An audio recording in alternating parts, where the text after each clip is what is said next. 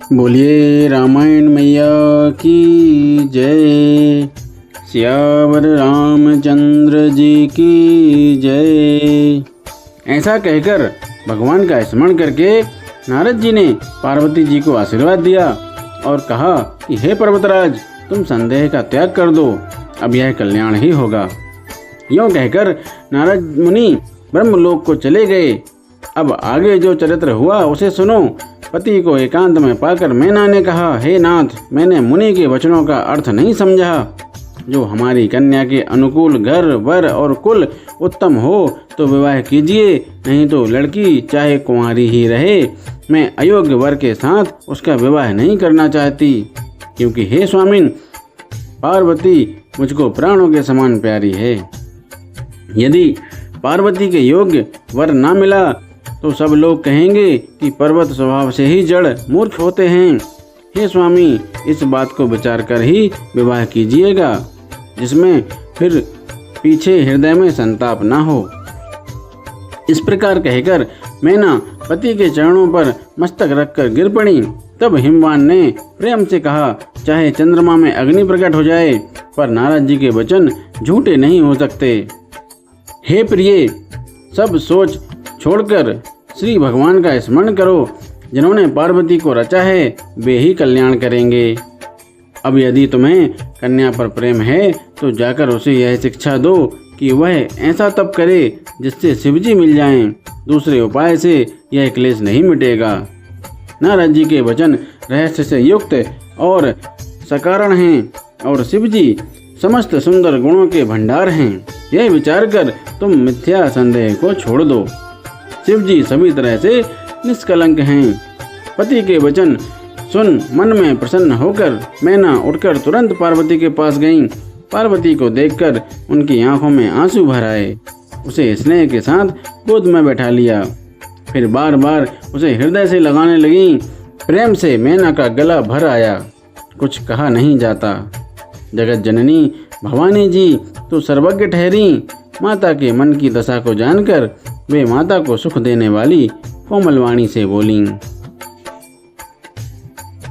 माँ सुन, मैं तुझे सुनाती हूँ। मैंने ऐसा स्वप्न देखा है कि मुझे एक सुंदर गौरवर्ण श्रेष्ठ ब्राह्मण ने ऐसा उपदेश दिया है। हे पार्वती, नारद जी ने जो कहा है उसे सत्य समझकर तू जाकर तप कर। फिर यह बात तेरे माता पिता को भी अच्छी लगी है। तप सुख देने वाला और दुख दोष का नाश करने वाला है। तप के बल से ही ब्रह्मा संसार को रचते हैं और तप के बल से ही विष्णु सारे जगत का पालन करते हैं।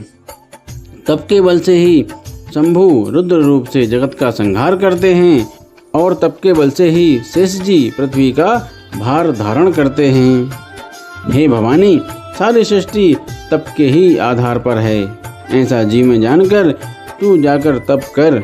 यह बात सुनकर माता को बड़ा आश्चर्य हुआ और उसने हिमवान को बुलाकर वह स्वप्न सुनाया। माता पिता को बहुत तरह से समझाकर बड़े हर्ष के साथ पार्वती जी तप करने के लिए चलीं। प्यारे कुटुंबी पिता और माता सब व्याकुल हो गए। किसी के मुंह से बात नहीं निकलती। तब वेदशिरा मुनि ने आकर सबको समझाकर कहा। पार्वती जी की महिमा सुनकर सबको समाधान हो गया। प्राणपति शिव जी के चरणों को हृदय में धारण करके पार्वती जी वन में जाकर तप करने लगीं। पार्वती जी का अत्यंत सुकुमार शरीर तप के योग्य नहीं था, तो भी पति के चरणों का स्मरण करके उन्होंने सब भोगों को तज दिया। स्वामी के चरणों में नित्य नया अनुराग उत्पन्न होने लगा और तप में ऐसा मन लगा कि शरीर की सारी सुध बिसर गई। 1000 वर्ष तक उन्होंने मूल और फल खाए, फिर 100 वर्ष साग खाकर बिताए। कुछ दिन जल और वायु का भोजन किया और फिर कुछ दिन कठोर उपवास किए। जो बेलपत्र सूखकर पृथ्वी पर गिरते थे, 3000 वर्ष तक उन्हीं को खाया।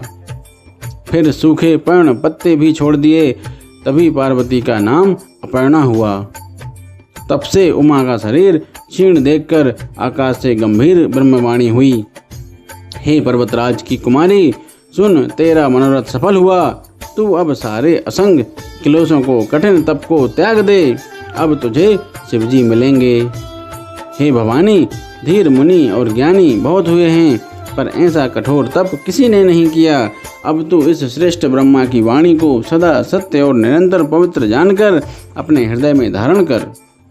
जब तेरे पिता बुलाने को आवें तब हट छोड़कर घर चली जाना, और जब तुम्हें सप्तऋषि मिलें तब इस वाणी को ठीक समझना। इस प्रकार आकाश से कही हुई वाणी को सुनते ही पार्वती जी प्रसन्न हो गईं और हर्ष के मारे उनका शरीर पुलकित हो गया। याज्ञवल्क्य जी भारद्वाज जी से बोले कि मैंने पार्वती का सुंदर चरित्र सुनाया, अब शिव जी का सुहावना चरित्र सुनो। जब से सती ने जाकर शरीर त्याग दिया तब से शिव जी के मन में वैराग्य हो गया। वे सदा श्री रघुनाथ जी का नाम जपने लगे और जहाँ तहाँ श्री रामचंद्र जी के गुणों की कथाएं सुनने लगे। चिदानंद सुख के धाम, मोह मद और काम से रहित शिव जी संपूर्ण लोकों को आनंद देने वाले भगवान श्री हरि श्री रामचंद्र जी को हृदय में धारण कर भगवान के ध्यान में मस्त हुए पृथ्वी पर विचरने लगे।